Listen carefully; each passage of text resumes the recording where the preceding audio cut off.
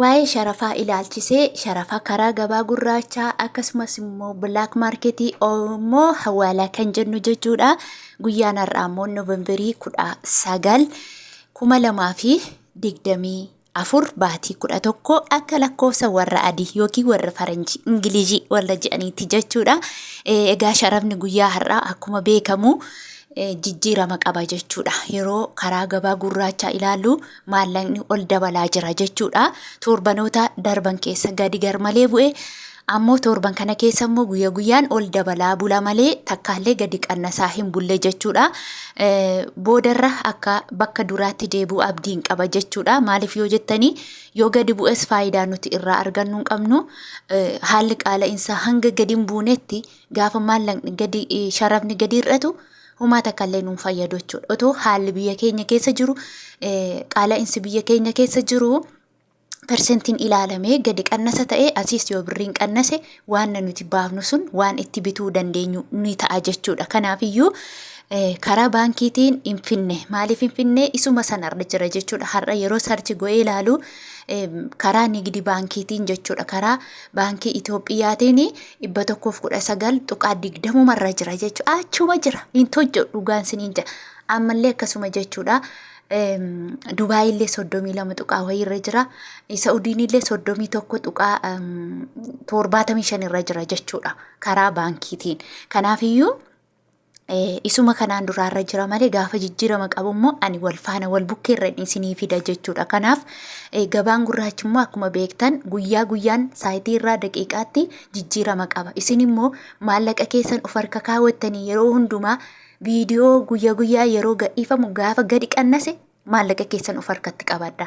Gaafa ol ka'e jedhan immoo amma barbaadee jira amma nageessaa amma naa ergaa jettanii ilaallattanii ergachuu dandeessu jechuudha. Maaliif birriin tokko birriin lama waan qalbii miti jechuudha. Waa gaafa walirra teesse 2,000 irraa 3,000 irra waa bituu dandeessi jechuudha. Akkasumas immoo guyyaa har'aa jechuudha iddootti birriin 3 faa dabaleerutu jira. Iddootti birriin 4 dabaleeru faatu jira jechuudha. Jijjiirama guddaa qaba guyyaan har'aan siniin jedha.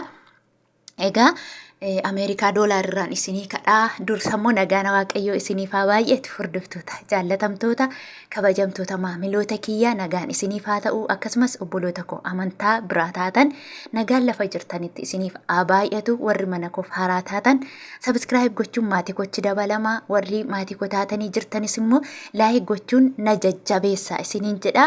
Egaa oduu isinittiin dheeressu Ameerikaa doolaarraa yoon isinii ka'e Ameerikaan doolaarri tokko guyyaa har'aa jechuudha 139 tuqaa 0 irra oolee jira. Fakkeenyaaf kaleessa jechuudha 137 tuqaa 24 oolee jechuudha. Garaagarummaa qaba.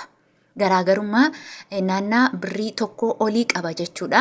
Akkasumallee Kanaadaa doolaarri tokko guyyaa har'aa 98 tuqaa 96 oolee jira. Fakkeenya kaleessaa 97 tuqaa 42 ture jechuudha. Kanaaf garaagarummaa guddaa qaba jechuudha.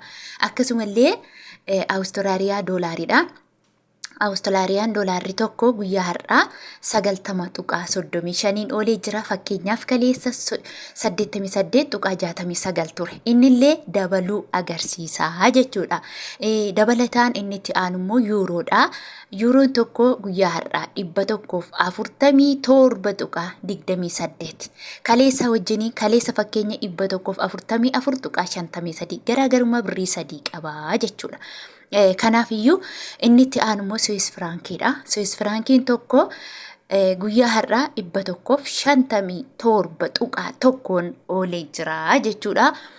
Akkasumallee Chaayinaa Heewaan tokko 19 tuqaa 15 oolee jira. Inni itti aanu immoo Paawundi Sterlingiidha. Paawundi Sterlingiin tokko 175 tuqaa 90 oolee jira. Akkasumallee Suudiin kirooniidha. Suudiin kiroon tokko 12 tuqaa 70 oolee jira. Inni itti aanu immoo mootii birrii yookiin immoo birrii guddaa jennee akka Itoophiyaa sharafa sadarkaa tokkoffaa irra kan jiru diinaar Kuweetidha jechuudha.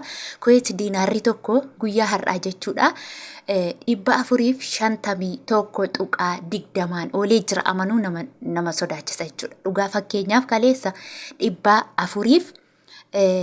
445 tuqaa 95 jechuudha. Guyyaa har'aa garuu 451 irra iskiriinii irra isinii ka'a ilaalladha. Garaagarummaa birrii ja'a jechuudha. Garaagarummaa birrii ja'a guyyaa takkatti diinaarri gaafa gadi bu'u garmalee takkaan gadi buusa. Gaafa ol ka'u immoo takkaatiin ol kaasa jechuudha. Kanaafuu birrii ja'a garaagarummaa qaba isaarraa fi kaleessamee guyyaa isaa wajjiniin dhugaa fi soba isaa iskiriinshuutii irra isinii ka'a guyyaanarraa Noovembarii 19 baatii 11/2024 iskiriinshuutii irra ilaalladha.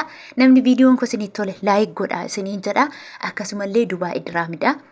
Dubaay Diraamni tokko guyyaa har'aa jechuudha 37.73 oolee jira. Isallee iskiriinshuutii irra guyyaan har'aa Noovembarii 19 baatii 11/2024 iskiriinshuutii irra kaawwadha. Garuu Dubaay persentii yookiin immoo tuqaa muraasa dabalee jechuudha. Naannaa saantiba 40 dabalee bulee jechuudha.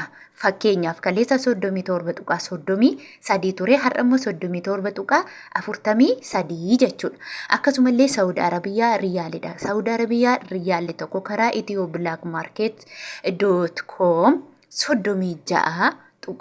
36.89 isallee guyyaa isa wajjiniin iskiriinshuut irra isinii ka'a. Maaliif Dubaay Kuweetii Saudii iskiriinshuutii irra isinii kakkaa'u maaliif baay'inaan biyyoonni irra daawwataa jiran viidiyoo kiyya keessa yeroon iskeelii keessa galuu Saudii Dubaay irra caalaatti jechuudha.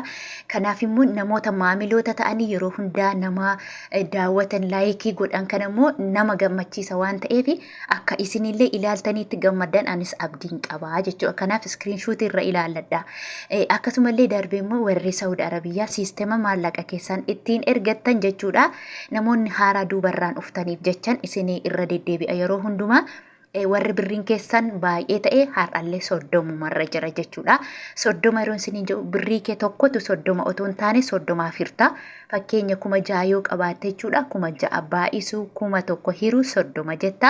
Warri birriin keessan xiqqoo taate immoo jechuudha hanga 1,000 hanga 500 yoo qabaatte jechuudha 30.50 yeroo isinii jedhu isinis fakkeenya yoo 500 qabaatte 500 baay'isuu 1,000 hiruu 30.50 jettanii argattu. Kuni siisteemii warra Saudi Arabiyaati jechuudha. Akkasumallee biyyi itti aanu immoo Omaan riyaalidha. Omaan riyaalli tokko 359.56 Joordaan diinaarri tokko 195.31 Bahariin diinaarri tokko 367.53 Turkii reeliin tokko 4.0 Egyptian poundiin tokko 2.80 Yemen riyaalli tokko 0.55 Israa'el shiqiliin tokko 37.6 Indiyaan rupiin tokko 1.64 Kaatar riyaalli tokko 37.2 oolee jira. Egaa hordoftoota jaallatamtoota kabajamtoota kiyya yeroo hundumaa ani viidiyoo kanan isinii fidu gaggabaabdu akka isiniin nuffisiisnedha. Kanaaf laayikii keessan akka hin daganne laayik gochuun na jajjabeessaa tursii